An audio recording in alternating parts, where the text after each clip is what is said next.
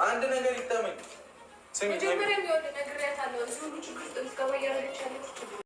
ለሀይሚ ይሄ አይገባትም ማለት ነው። ላነጋግራት ነው በተፈጠረው ጉዳይ። እኔ እዩን ላነጋግር ነው እንዴ። ማነጋገር ከፈለክ ስንት መገናኛ ቦታ ያለ ምንድን ነው አልጋ ቤት መቀጥራት እዩን ማለት ነው? ወይስ ግዴታ ብቻችሁን ሩም ይዛችሁ ነው ማውራት ያለባችሁ ችግራችሁን የምትፈቱት ማለት ነው?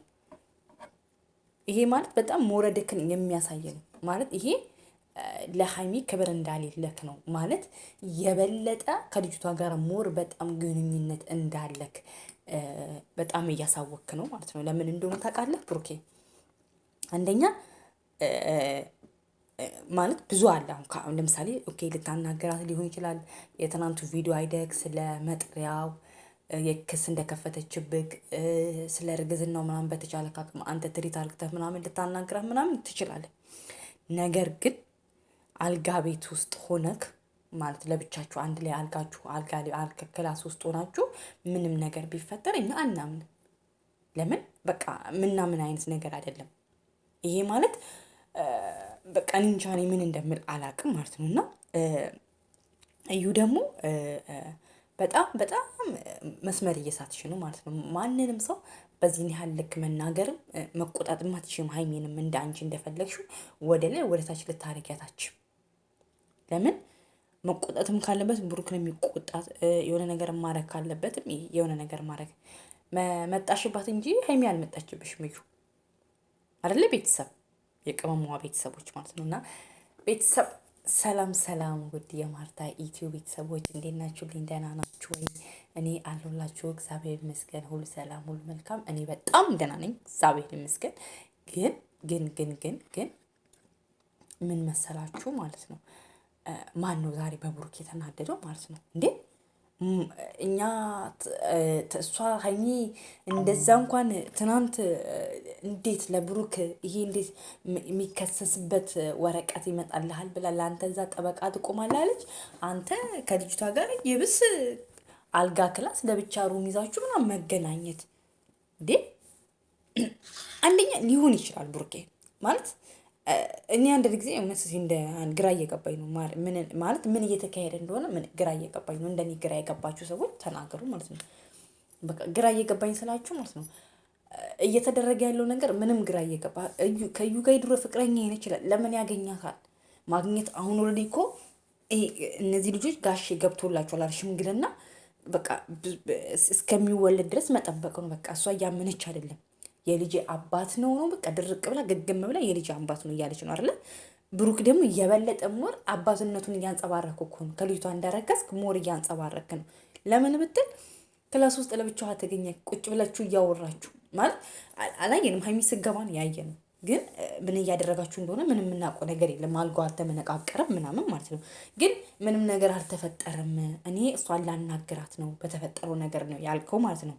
ሀይሚን ለማስረዳት ስትፈልግ ማለት ነው።